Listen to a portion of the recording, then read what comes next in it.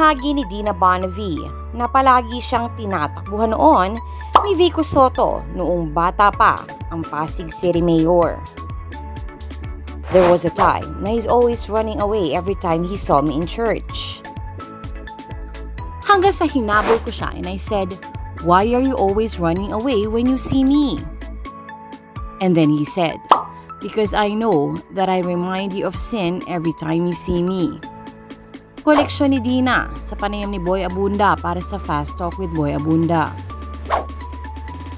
Si Vico ay anak ng comedian TV host na si Vic Sotto sa aktres na si Connie Reyes. Si Vic ay ang dating asawa ni Dina at si Connie ang naging dahilan ng kanilang paghihiwalay. Lahat pa ni Dina, sabi ko sa kanya, "No, you have nothing to do with it."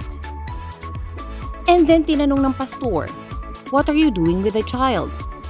Sabi ko, "I am not doing anything. I just told him na it's not his fault. Huwag siyang ano." In fact, maliit pa lamang siya, binibigay ko toys ni Oyo sa kanya, pati yung mga encyclopedias. Yung mga pinagliitan na damit, not that Connie can't afford. Of course, she had a lot of money but sayang. Si Dina din daw ang kumausap sa mga anak nila ni Vic na sina Danica at Oyo Sotto na tanggapin si Vico. Aniya, and I was the one who eventually told the kids na, "This is your brother. You have to love him. It's not his fault that he's in this world." Pinanggit ni Dina na noong bata pa ang kanyang anak na si Danica. Ayaw rin ito kay Paulina Sotto, ang anak ni Vic sa dating Itbulaga co-host na si Angela Luz. Ayon kay Dina, of course, yung mga bata nung una ayaw, pati si Danica. "No, I don't like Paulina. I hate her." Nung una, syempre bata, and then i-explain mo, walang kasalanan yan. That's not her fault that she's in this world. It's not your fault that she's your sister. It's not your fault that he's your brother. But now, they love each other so much. They're very close. Walang problema, I mean, magkapatid talaga ang trato nila sa isa't isa. Okay sila, pahayag ni Dina.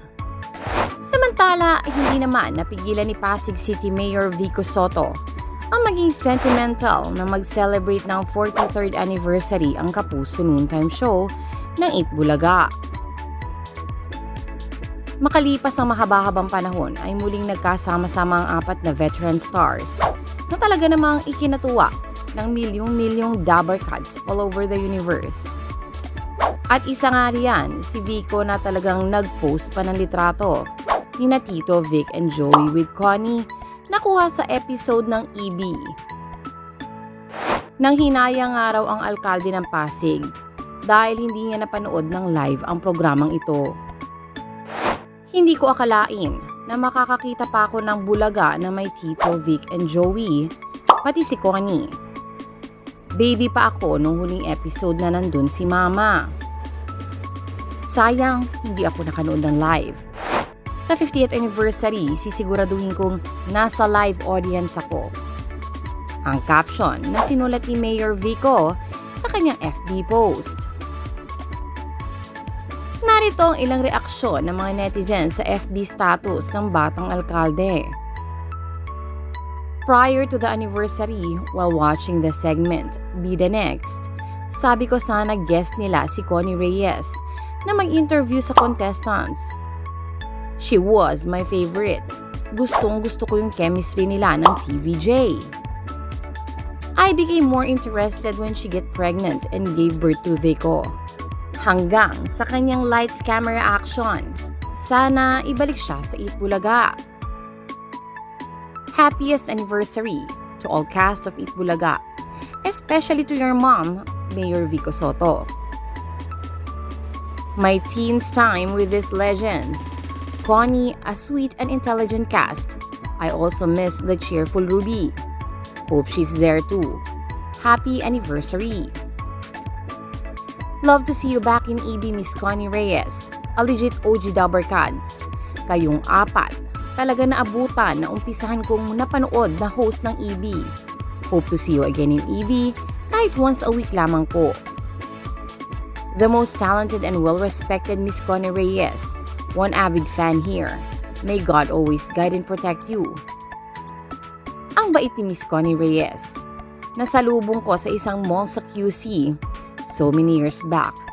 Nag-reply siya sa pagbati ko. Ang ganda-ganda niya. I love you, Miss Connie Reyes.